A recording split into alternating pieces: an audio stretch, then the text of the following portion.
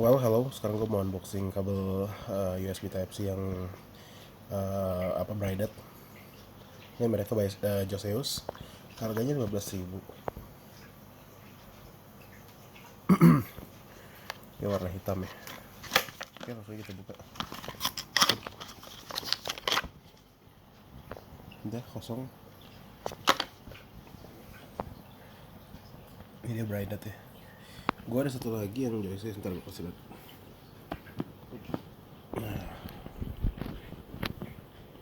Gue ada satu lagi Joyseus. Sama 15.000 juga, cuman tapi ini lebih tebal katanya. Dan ininya warna gold gitu. Ya gue rasa sama aja sih, cuma keren aja gold gitu. Kalau ini biasa putih. Jadi ya udah, gitu dulu aja. Dan ini beda harga sama ya, 15.000 juga. Jadi ya udah gitu dulu. Dan oke, bye.